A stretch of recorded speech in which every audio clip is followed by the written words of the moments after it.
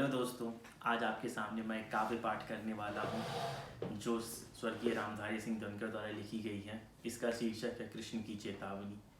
ये उस समय का वर्णन है जब कृष्ण पांडवों का संदेशा लेके कौरवों की सभा में गए थे, और ये कुछ इस प्रकार शब्दों में पिरोया है रामधारी सिंह दिनकर ने। वर्षों तक वन में घूम घूम, बाधा विघ्नों को चूम चूम, सहधूप घाम पानी पत्थर, और पांडवाय कुछ और निखर। सौभाग्य न सब दिन सोता है, देखें आगे क्या होता है। मैत्री की राह बताने को, सबको सुमार्ग पे लाने को, दुर्योधन को समझाने को, भीषण विध्वंस बचाने को, भगवान हस्तिनापुर आए और पांडव का संदेशा लाए। दो न्याय अगर तो आधा दो, अगर इसमें भी यदि बाधा हो तो दे दो केवल 5 ग्राम। रखो अपनी धरती तमाम, हम वही खुशी से खाएंगे, परिजन पे असी न उठाएंगे। दुर्योधन वो भी दे न सका, आशीष समाज की ले न सका। उल्टे हरि को बांधने चला, जो था असाध्य साधने चला। दुर्योधन बोले कि जो दूत आया है पांडवों का, उसी को बांध लो, उसी को बंदी बना लो, मथुरा नरेश को, श्री कृष्ण जी को।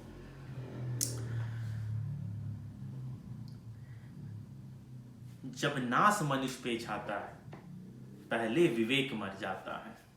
विवेक इज योर सेंस। आप ओके।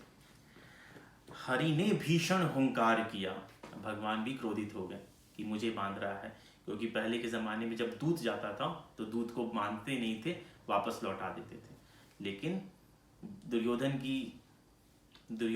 का दिमाग नहीं चल रहा था, उनका विवेक नहीं चल रहा था, उनका विवेक खत्म हो गया था। इसलिए उन्होंने बोला कि जो दूत आया है उस दूत को भी बांध लो, ठीक है, और इसको डाल दो कारागार में। तो इस पे भगवान को, कि खुद वो मथुरा नरेश हैं, खुद वो भगवान है, खुद एक जगह के राजा हैं, तो उन्होंने बोला कि भाई मुझे बांध रहा है, तो जो कि अधर्म था उस समय।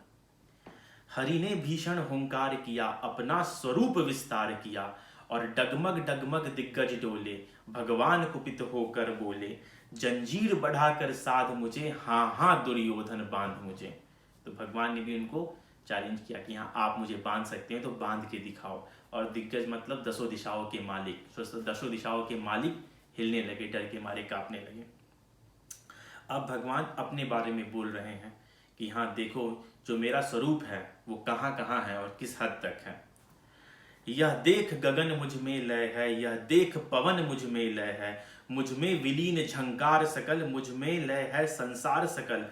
अमरत्व फूलता है मुझ में, संहार झूलता है मुझ में। मतलब इंसान अगर मरता है तो भी भगवान के पास जाता है, और जन्म लेता है तो भी इंसान तो भी भगवान से ही जन्म लेता है। ये पूरा ब्रह्मांड, ये पूरा गगन उनके अंदर है, उनसे है। ये पवन उनके अंदर है और उनसे है, भगवान से है। ये हवा जो हम लोग लेते हैं। उद्याचल मेरा दीप्त भाल, भूमंडल वक्ष स्थल विशाल। जो मेरा वक्ष स्थल है, जो मेरी छाती है, वो पूरा पृथ्वी है, ठीक है। भुज परिधि बंद को घेरे हैं, मैनाक मेरु पग मेरे हैं। मैनाक एक पर्वत है, मेरु पर्वत है, वो भगवान के पग हैं 2, ऐसा बोला गया। दीप्ते जो ग्रह नक्षत्र निकर, सब है मेरे मुख के अंदर। भगवान बोल रहे हैं कि जितने नक्षत्र हैं, ब्रह्मांड है, सब मेरे मुख के अंदर है। उसके बाद भगवान बोल रहे हैं, दृग हो तो दृश्य अकांड देख। अगर तू देख सकता है उतना दूर, अगर तेरी सोचने की क्षमता है तो वो तू देख। मुझ में सारा ब्रह्मांड देख। चर अचर जीव जग क्षर अक्षर, नश्वर मनुष्य सुरजाति अमर। सतकोटि सूर्य सतकोटि चंद्र, सतकोटि सरित सर सिंधु मंद। मतलब यहाँ की नदियां, ये आकाश, सब कुछ मेरे से है, सब कुछ मुझसे है, सब मेरे से ही जन्म लेता है, ऐसा भगवान बोल रहे हैं। सतकोटि विष्णु ब्रह्मा महेश, ब्रह्मा विष्णु और महेश। सतकोटि जिष्णु जलपति धनेश। ये जो जलपति हैं, जो मतलब सारे जल के मालिक हैं, मे भी समुद्र हो गया और आपका नदी हो गई, सब उनके जो मालिक हैं वो भी मेरे से ही हैं। शतकोटि रुद्र शतकोटि काल, जो रुद्र मतलब भगवान शिव हैं वो भी मैं ही हूँ, और जो काल है जो यमराज है वो भी मैं ही हूँ। शतकोटि दंडधर लोकपाल, जंजीर बढ़ाकर साध इन्हें, हाँ हाँ दुर्योधन बांधिने। मैं फिर से पढ़ता हूँ।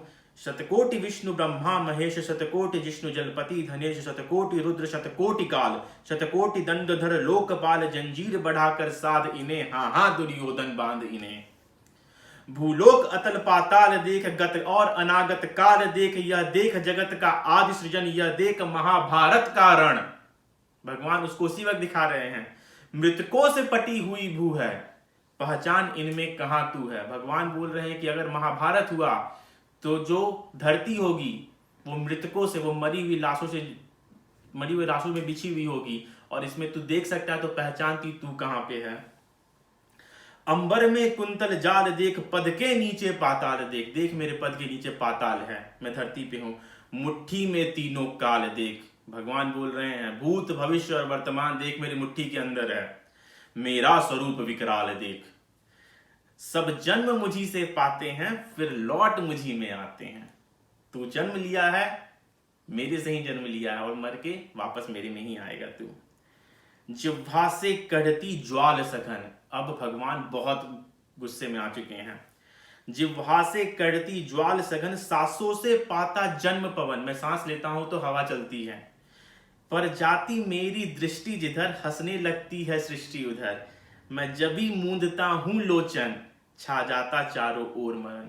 इस पे थोड़ा सा मैं और बोलूंगा, फिर से पढ़ूंगा कि जिह्वा से करती ज्वाल सखन, सांसों में पाता जन्म पवन, पर जाती मेरी दृष्टि जिधर, हंसने लगती है सृष्टि उधर। और जब मूंदता हूं लोचन, भगवान जब अपने आंख बंद करते हैं, छा जाता चारों ओर मरण।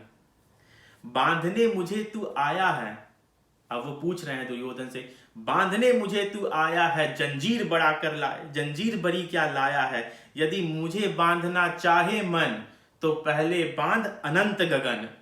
सुने को साध न सकता है, तू मुझे बांध क्या सकता है। हित वचन नहीं तूने माना, मैत्री का मूल्य न पहचाना, तो ले अंतिम संकल्प सुनाता हूं। अब भगवान भी बोल रहे हैं कि मैंने तुमसे याचना की लेकिन तुमने नहीं माना, मैंने तुम्हें मैत्री का राह बताया वो भी तुमने नहीं माना, तुमने पांडवों को निकाल दिया वनवास के लिए। अब भगवान बोल रहे हैं हित वचन नहीं तूने माना, मैंने तेरे जो हित में वचन बोला वो भी तूने नहीं माना। मैत्री का मूल्य न पहचाना, मैंने दोस्ती का हाथ बढ़ाया वो भी तूने ना माना। तो ले मैं भी अब जाता हूं, अब मैं जा रहा हूं और अंतिम संकल्प सुनाता हूं। अब याचना नहीं अब रण होगा, जीवन जय या मरण होगा। अब भगवान भी बोल रहे हैं कि हां अब महाभारत होगा। टकराएंगे नक्षत्र निकर, भूपे बरसेगी वहनी प्रखर। फल शेष नाग का डोलेगा, विकराल काल मुंह खोलेगा। दुर्योधन रण ऐसा होगा कभी नहीं जैसा होगा। भगवान बोल के गए हैं कि दुर्योधन रण ऐसा होगा, ऐसा युद्ध होगा जो आज से पहले कभी तक नहीं हुआ। भाई पे भाई टूटेंगे, पांडव और दुर्योधन दोनों भाई, भाई पे भाई टूटेंगे, विषबान बूंद से छूटेंगे। व्यास श्रृगाल सुख लूटेंगे। व्यास श्रृगाल इस मतलब आपके जो भेड़िया जो मांस खाते हैं, क्योंकि इतनी बॉडीज रहेंगी, इतने मतलब शव रहेंगे जमीन पे कि व्यास श्रृगाल सुख लूटेंगे और सौभाग्य मनुज के फूटेंगे। जो मानव है उनके सौभाग्य फूट जाएंगे। आखिर तू भूषाई होगा और हिंसा का परदाई होगा। आखिरकार तू मरेगा क्योंकि तू अधर्मी है, भगवान ऐसा बोल के गए हैं। आखिर तू भूषाई होगा और हिंसा का परदाई होगा। तू हिंसा करने वाला इंसान बनेगा, जो हिंसा के बारे में सोचता है और उसको आगे रखता है, उसका पक्ष रखता है। अब सारे लोग, क्योंकि भगवान का विकराल रूप हो गया है, तो लास्ट की कुछ पंक्तियां हैं जो रामधारी सिंह दिनकर ने लिखी हैं। थी सभा सन्न सब लोग डरे, चुप थे या बेहोश परे। केवल 2 नर ना अघाते थे, धृतराष्ट्र विदुर सुख पाते थे।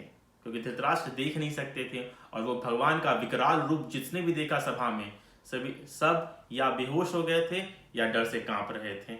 ऐसा। और केवल 2 नर ही नहीं अघाते थे, अघाना इसने उसे अफेक्ट नहीं होते थे, सिर्फ 2 नर। तो एक धृतराष्ट्र थे, दूसरे विदुर थे। तो विदुर इतना अच्छा काम किए हुए थे कि उनके पास उतना बल था कि उस तेज को वो देख सके, और धृतराष्ट्र तो अंधे थे। थी सभा सन्न सब लोग डरे, चुप थे या बेहोश परे, केवल 2 नर न अघाते थे, धृतराष्ट्र विदुर सुख पाते थे। कर जोर खरे प्रमुदित निर्भय, दोनों पुकारते थे जय जय। धृतराष्ट्र दुर्योधन के पापा थे, लेकिन भगवान का ऐसा सुन के वो भी भगवान के लिए भक्ति में लग गए कि जय भगवान, जय कृष्ण जी।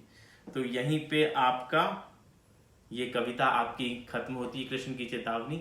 अगर अच्छा लगे तो जरूर बताइए, आगे मैं एक और कविता फिर प्रस्तुत करूंगा आपके सामने। धन्यवाद।